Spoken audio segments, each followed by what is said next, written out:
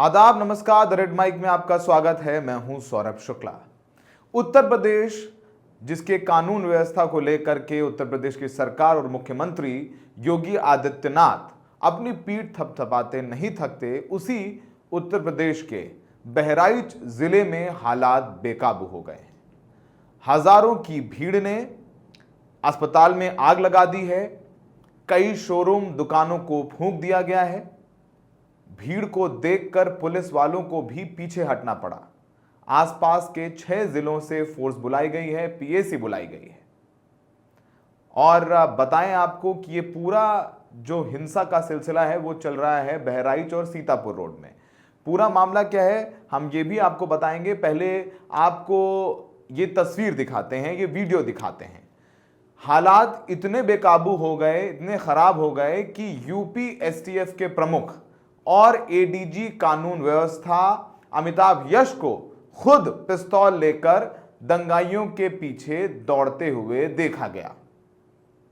हिंसा प्रभावित इलाकों में इंटरनेट को बंद कर दिया गया है और साथ ही साथ लोगों को यह भी कहा गया है कि वो अपने घरों से ना निकलें। आइए आपको बताते हैं कि पूरा मामला क्या है और बहराइच में हिंसा की शुरुआत कैसे हुई।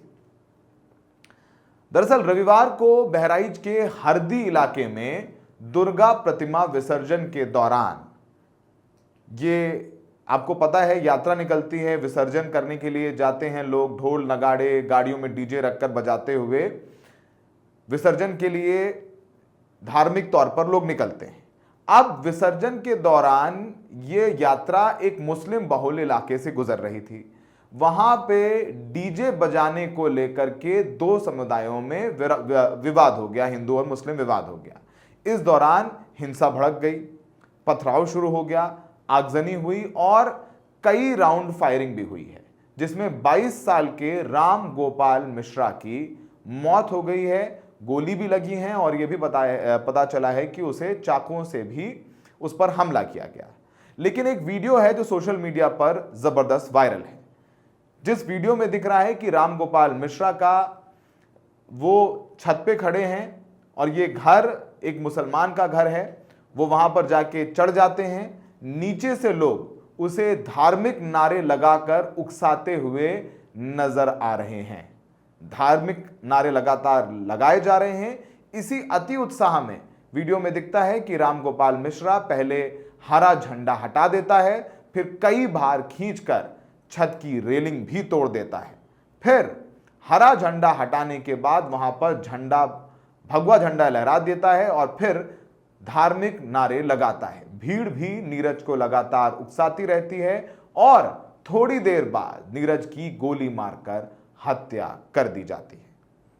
सवाल यह भी उठता है कि अगर नीरज ने कानून व्यवस्था को हाथ में लिया तो बाद में उस पर कार्रवाई की जा सकती थी, लेकिन खुद इंसाफ देने के चक्कर में उसे गोली मारना बिल्कुल नाजायज है। पहले तो बहराइच की एसपी वृंदा शुक्ला ये बयान देती हैं कि सब कुछ नियंत्रण में कर लिया गया है।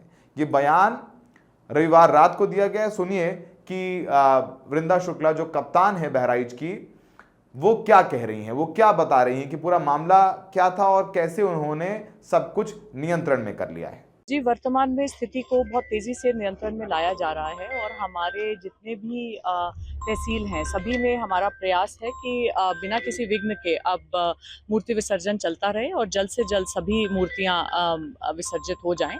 और सभी जगह पे हमने पर्याप्त पुलिस बल को तैनात किया हुआ है और अभी कहीं पे कोई समस्या नहीं आ रही है। जी, यही बताना चाहूँगी कि पुलिस द्वारा समस्त गतिविधियों की विस्तृत वीडियो रिकॉर्डिंग कराई गई है और इसको बहुत बहुत गंभीरता पूर्वक लिया गया है। जिस तरह इतने बड़े पर्व पे सौहार्द को खराब करने का प्रयास अराजक तत्वों द्वारा किया गया है और सभी की पहचान कर उनके विरुद्ध कठोर से कठोर कार्रवाई की जाएगी। महाराजगंज में ऑलरेडी लगभग 25 लोगों को पुलिस हिरासत में ले चुकी है, जिन्होंने वहां पे आज पूरा डिस्टर्बेंस किया, जिसके कारण ये सारा घटनाक्रम आगे बढ़ता चला गया है। उनके विरुद्ध कठोर कार्रवाई की जाएगी और सभी की पहचान की जा रही है और उस पर इंडिपेंडेंट टीम्स लगी हुई हैं।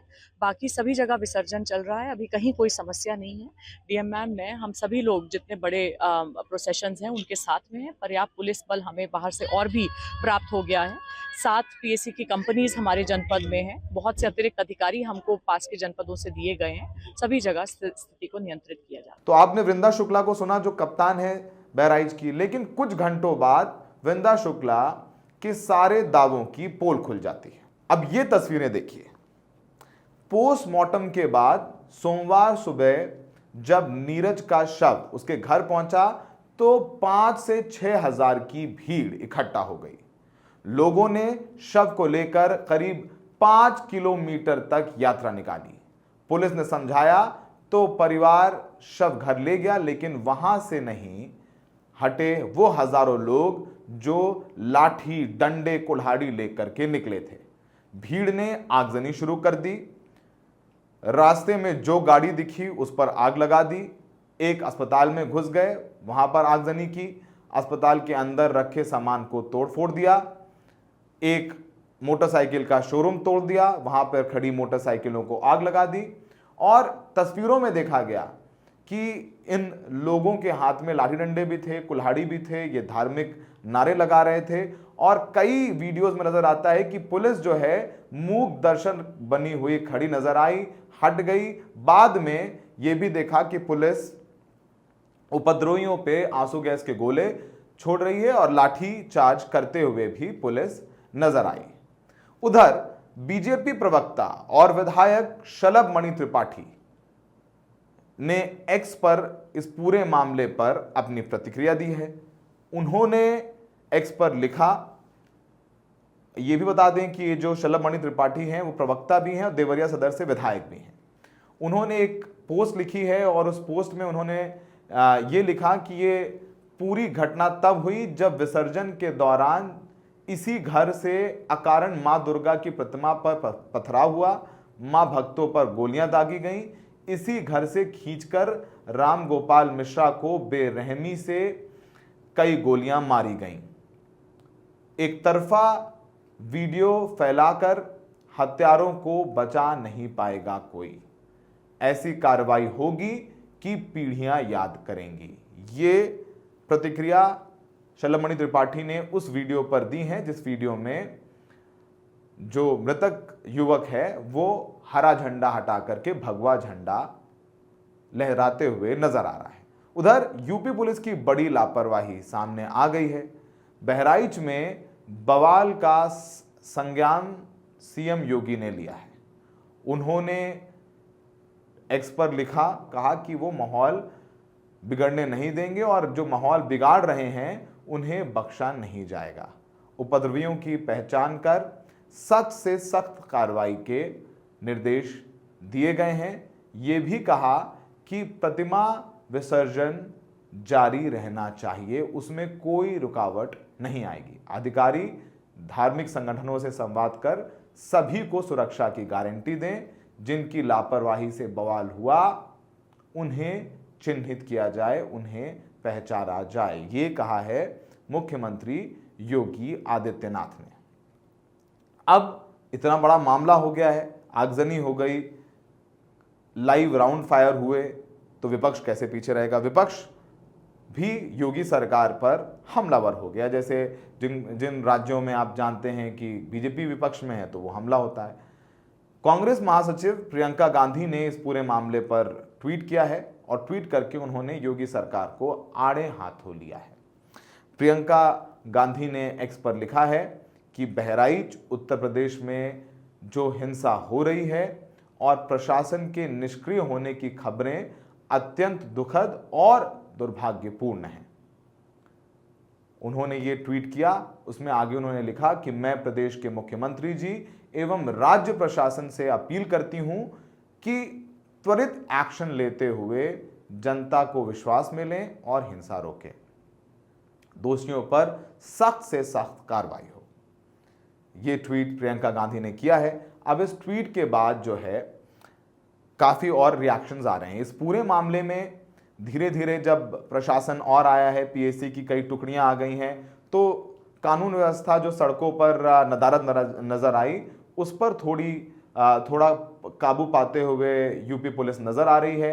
और धीरे धीरे अभी भी छुटपुट हिंसा की घटनाएं हो रही हैं, लेकिन ऐसा लग रहा है कि कुछ घंटों बाद पूरी तरीके से इस हिंसा पर काबू कर लिया जाए, चूंकि खुद एडीजी कानून एवं व्यवस्था, एडीजी लॉ एंड ऑर्डर वहां पर उतर गए हैं पिस्टल लेके। सोचिए कि लखनऊ से एडीजी लॉ एंड ऑर्डर को आना पड़ा और पिस्टल लेकर सड़क पर दौड़ने लगा। यह भी आरोप लगाए जा रहे हैं कि भीड़ को क्या सुबह फ्री हैंड दे दिया गया, ये भी सवाल उठ रहे हैं। तो कई सवाल हैं जिनका जवाब उत्तर प्रदेश पुलिस को देना होगा।